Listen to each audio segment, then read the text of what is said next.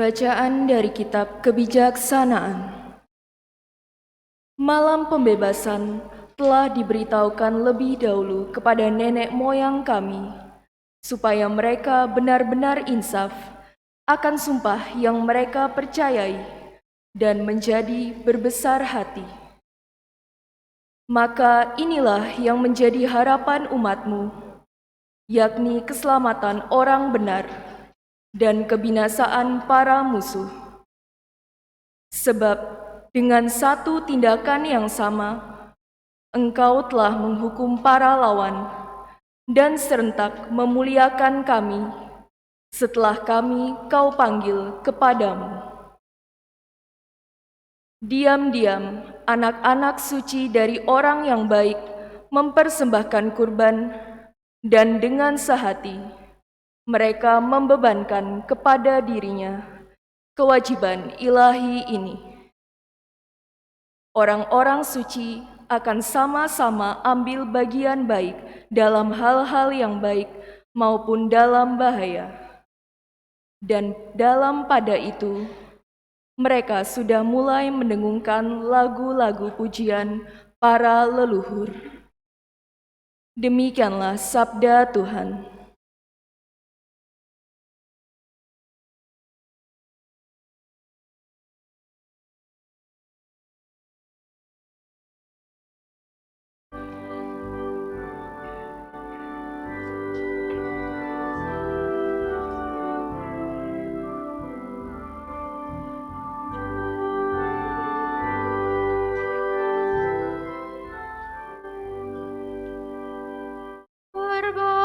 Berbahagialah bangsa yang dipilih Allah menjadi milik pusakanya. Berbahagialah bangsa yang dipilih Allah menjadi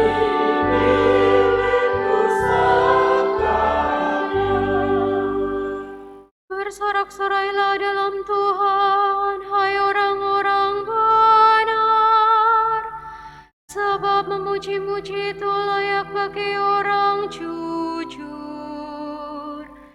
Berbahagialah bangsa yang Allahnya Tuhan, suku bangsa yang dipilih Allah menjadi milik pusakanya.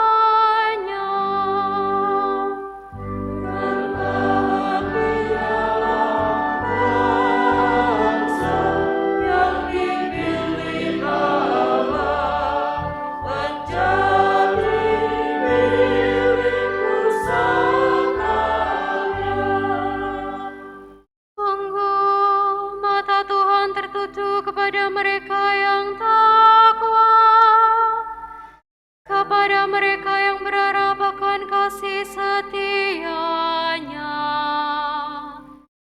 Ia hendak melepaskan jiwa mereka dari maut dan memelihara hidup mereka pada masa kelaparan.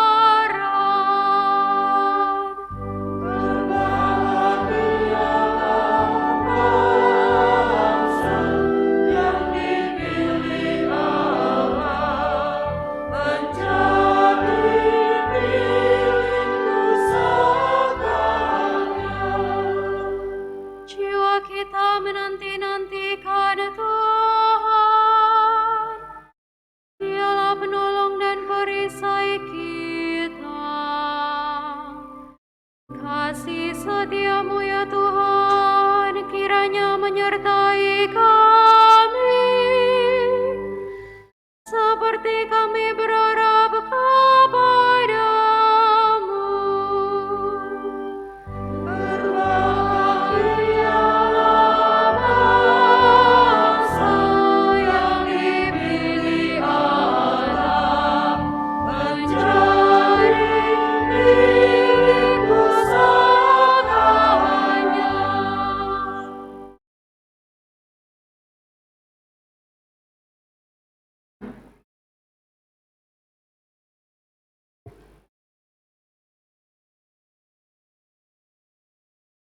Bacaan dari surat kepada orang Ibrani.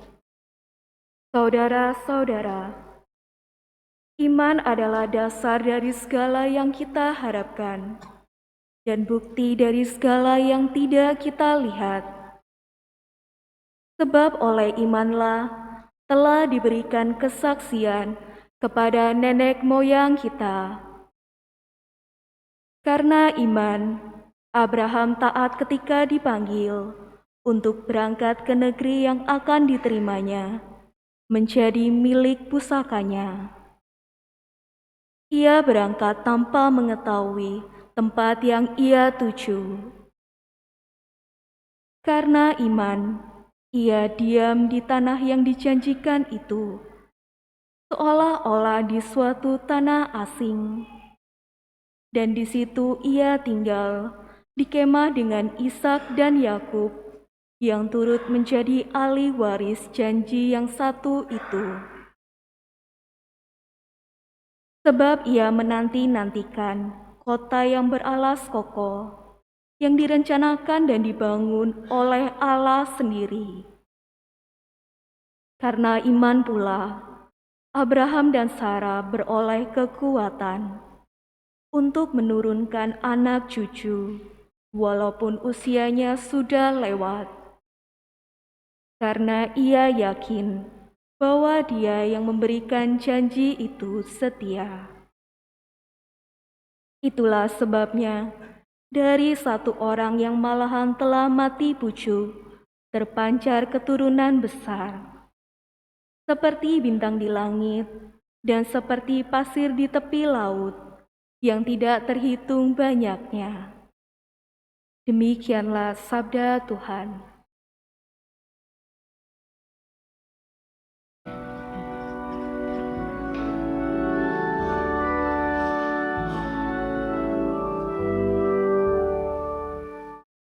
Haleluya, haleluya, haleluya. Haleluya, haleluya, haleluya.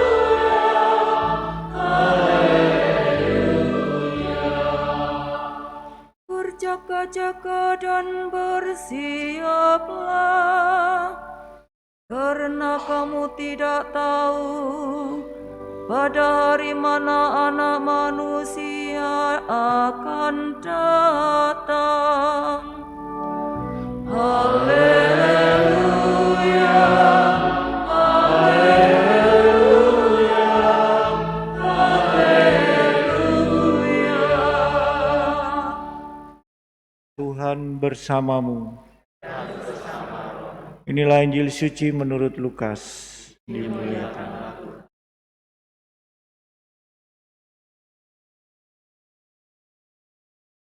Sekali peristiwa berkatalah Yesus kepada murid-muridnya, "Hendaklah pinggangmu tetap berikat dan pelitamu tetap menyala.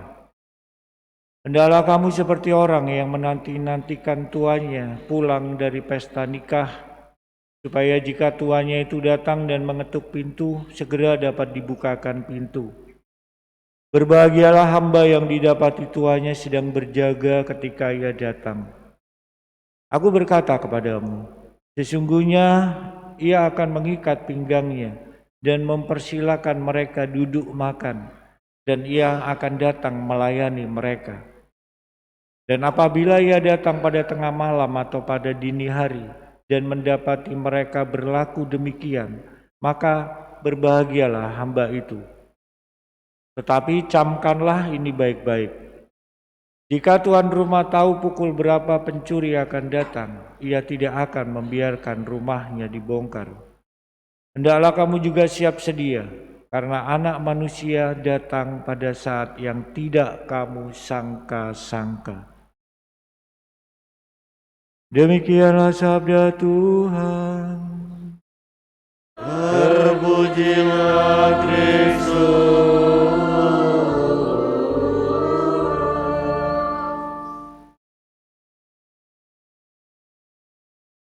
Bapak, Ibu, Saudara-saudari, anak-anakku yang dikasihi Tuhan, Yesus hari ini mengambil model hidup seorang hamba untuk menjelaskan bagaimana para murid itu harus hidup. Seorang hamba yang setia dan baik itu akan selalu melaksanakan tugas dan melayani majikannya. Siap menerima dan melayani majikan itu dapat menjadi model cara kita hidup sebagai orang beriman. Majikan di sini tentu saja Tuhan sendiri. Maka semua waktu kita itu milik Tuhan dan harus kita serahkan kepadanya. Bapak Ibu saudara-saudari yang dikasihi Tuhan, pekerjaan, kegiatan kita dan segala sesuatu yang kita lakukan dan kita laksanakan sehari-hari itu harus menjadi ungkapan dan juga perwujudan sikap iman kita.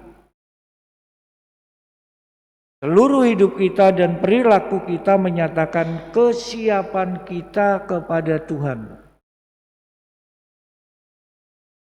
Setiap saat kita harus berbuat baik dan penuh kasih. Tidak ada kesempatan bagi kita untuk berhenti berbuat baik dalam segala sesuatu. Bapak Ibu saudara-saudari yang terkasih, bila kita berhenti, berarti kita tidak berjaga lagi. Bila kita berhenti, berarti kita tidak setia lagi. Maka hari ini Yesus juga mengajak kita untuk mau menjadi pelita atau cahaya yang tetap menyala hingga Ia datang. Cahaya, ya, cahanya itu singkatan cari Tuhan. Hadapi cobaan. Ya, yakini iman.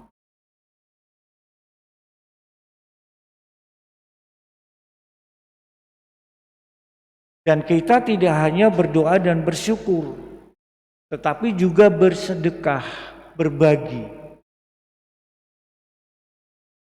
Saudara-saudari yang dikasihi Tuhan, Yesus mengajak para murid untuk turun gunung.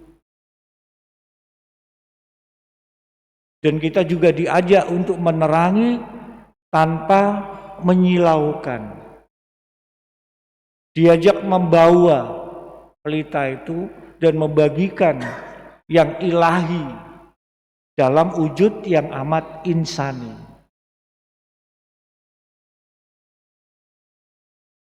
Karena Yesus sendiri kerap membagikan cahaya keilahian dengan cara yang biasa. Dengan berdoa, dengan ucapan-ucapannya, berkatnya, dan karya yang penuh belas kasih. Seperti mengajarkan kebaikan, menyembuhkan orang sakit, menguatkan kelemahan, dan juga menyertai setiap orang yang berbeban berat. Maka saudara-saudari yang dikasihi Tuhan, dalam semangat yang sama kita diajak untuk tidak berhenti menyalakan pelita hidup kita agar terus bercahaya bagi sesama di sekitar kita yang masih hidup dalam kegelapan dan dosa. Karena hanya dengan demikian kita dapat menjadi murid Kristus yang sesungguhnya.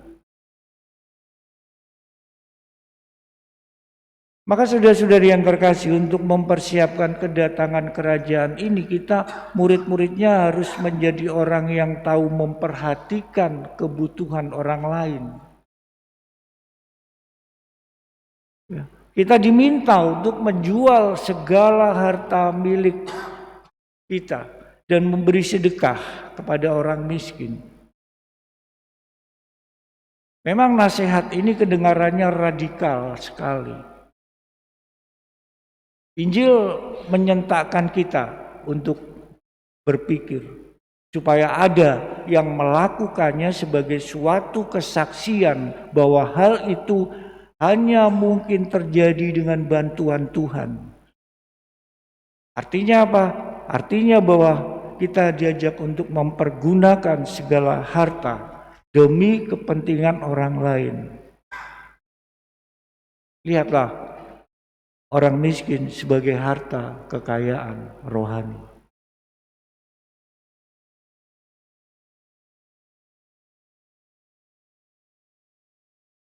Dan itu kekayaan gereja yang paling utama.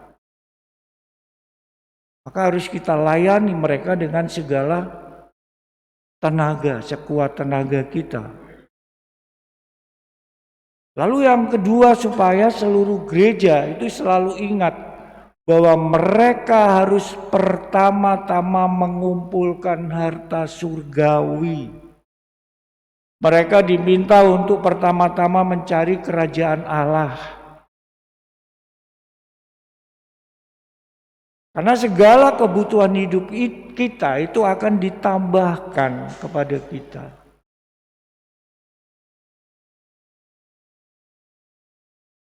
Dan Yesus hari ini menantang semua orang untuk memiliki hati yang menaruh belas kasihan. Dan tantangan inilah yang harus kita teruskan, kita lanjutkan.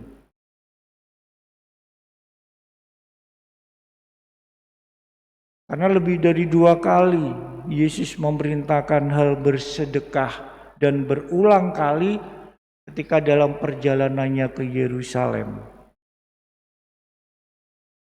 Saudara-saudari yang dikasihi Tuhan, Yesus memanggil kita untuk memperhatikan orang miskin dan malang. Dari sebab itu, haruslah itu kita wartakan bahwa hidup yang dijiwai oleh semangat dan juga memperhatikan orang miskin dan oleh pemikiran akan hal-hal surgawi itu mungkin terjadi karena dengan rahmat Tuhan. Dan hidup semacam ini akan menjadi berkat bagi banyak orang lain.